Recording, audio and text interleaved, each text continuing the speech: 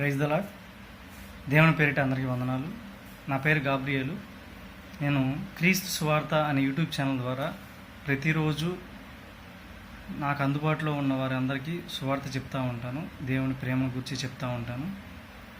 దేవునిలోకి వస్తే మనం ఎలా మారుతాము, మన పాపాలు ఎలా కడగబడతాయి అని చెప్పి నేను నా పరిధిలో ఉన్న వాళ్ళకి, నా అందుబాటులో ఉన్న వాళ్ళకి నేను ఖచ్చితంగా చెప్తాను. రోజు మీరు కూడా దయించి అందరూ దేవుని సువార్తని చెప్పండి. దేవుని సువార్త చెప్పడం అంటే వాళ్ళ జీవితాల్లోకి అపవాదిని వాళ్ళ జీవితంలో ఉన్న అపవాదిని మనం బయటికి తీసుకురావడం. దేవుడు వాళ్ళలో ప్రవేశిస్తాడు. కాబట్టి ప్రతి ఒక్కరూ దేవుని సువార్త చెప్పండి. నా జీవితంలో దేవుడు చాలా గొప్ప కార్యాలు చేశాడు. నా సాక్ష్యం వింటే మీరే ఆశ్చర్యపోతారు. నేను 2023 జనవరిలో పూర్తిగా దేవుడిని నమ్ముకున్నాను. నా సాక్ష్యం వచ్చేసరికి నేను ఎక్కడ ఉన్నా సరే, పల్లెటూరులో ఉన్నా, టౌన్లో ఉన్నా, సిటీలో ఉన్నా, ఎక్కడ ఉన్నా నా దగ్గరికి పాములు వస్తాయి.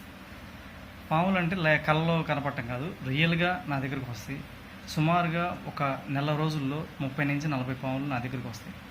నేను దేవుని ఒకటే అడిగాను, అయ్యా నాకు ఈ పాములు వస్తున్నాయ్యా, నాకు ఇబ్బందిగా ఉంటుంది, నన్ను కాపాడయ్యా, పాములు నా దగ్గర రానికుండా చెయ్యయ్యా అని చెప్పని నేను ప్రార్థన చేసుకున్నాను చర్చిలో. దేవుడు ఎప్పుడైతే నేను మోకరించి ప్రార్థించానో ఆ రోజు నుంచి కార్యం మొదలుపెట్టాడు. ఈరోజు ఒక్క పాము కూడా నా దగ్గర రావట్లేదు. ఒక్క పాము కూడా నా దగ్గర రావట్లేదు. ఒక సంవత్సరంలో సుమారు 500 నుంచి 1000 పాములు వస్తాయి నా దగ్గరికి. 500 నుంచి 1000 పాములు, ఇంకా పైన ఇంక లెక్క చెప్పలేను. నేను ఎక్కడుంటే అక్కడికి వస్తాయి. నన్నేం చెయ్యవు, జస్ట్ నన్ను చూస్తే వెళ్ళిపోతాయి. నా జీవితంలో గొప్ప కార్యం చేశాడు దేవుడు. నాకు సోరియాసిస్ ఉంది.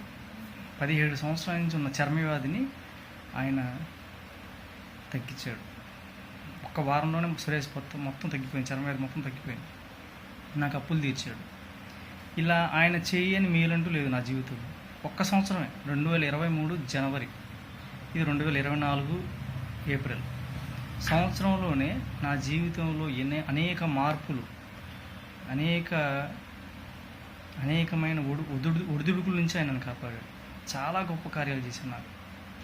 నేను అందుకే దేవుని గురించి ఇట్లా ఎంతోమంది నాలాగే ఎన్నో సమస్యలతో, ఒకరు ఒక్కొక్క సమస్య, కోర్టు సమస్య, ఇంట్లో సమస్య, భార్యాభర్తల సమస్య, పిల్లల సమస్య, ఇట్లా ఏదో ఒక సమస్యతో చాలామంది సతమతం అవుతున్నారు.